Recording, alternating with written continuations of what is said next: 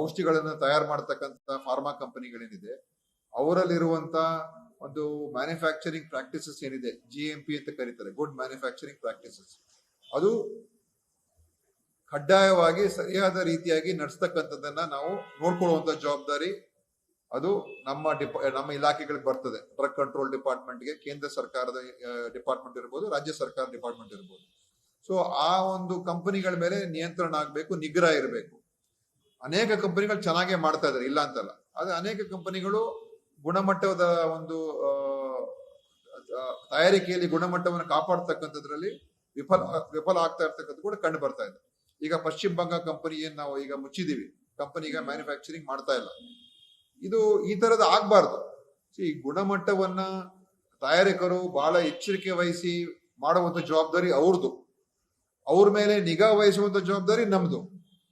ಆದ್ರಿಂದ ಈ ವಿಷಯದ ಬಗ್ಗೆ ನಾವು ಇನ್ನು ಹೆಚ್ಚಿನ ಪರಿಣಾಮಕಾರಿಯಾಗಿ ಆಗ್ತಕ್ಕಂಥದ್ದನ್ನ ಮಾಡಬೇಕಾಗಿದೆ ಅಂತ ನನ್ನ ಅಭಿಪ್ರಾಯ. ಮತ್ತು ಅದನ್ನ ನಮ್ಮ ಏನ್ ಕಾನೂನುಗಳಿದೆ, ಆ ಕಾನೂನುಗಳು ಏನಾದ್ರೂ ಬದಲಾವಣೆ ಆಗ್ಬೇಕಾದ್ರೆ ಮಾಡಬೇಕಾಗ್ತದೆ.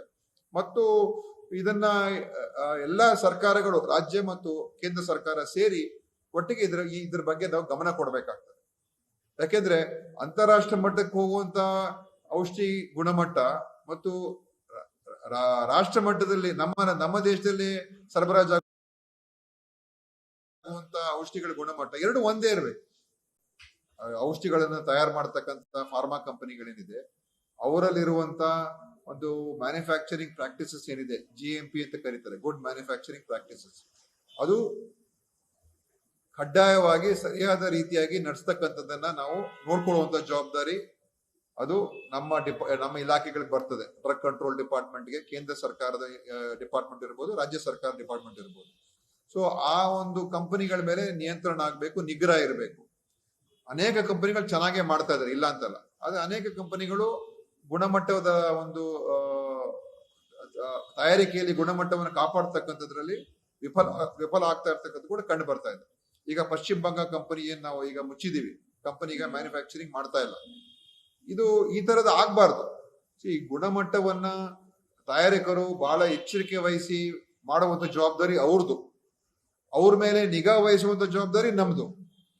ಆದ್ರಿಂದ ಈ ವಿಷಯದ ಬಗ್ಗೆ ನಾವು ಇನ್ನು ಹೆಚ್ಚಿನ ಪರಿಣಾಮಕಾರಿಯಾಗಿ ಆಗ್ತಕ್ಕಂಥದ್ದನ್ನ ಮಾಡಬೇಕಾಗಿದೆ ಅಂತ ನನ್ನ ಅಭಿಪ್ರಾಯ. ಮತ್ತು ಅದನ್ನ ನಮ್ಮ ಏನ್ ಕಾನೂನುಗಳಿದೆ, ಆ ಕಾನೂನುಗಳು ಏನಾದ್ರೂ ಬದಲಾವಣೆ ಆಗ್ಬೇಕಾದ್ರೆ ಮಾಡಬೇಕಾಗ್ತದೆ.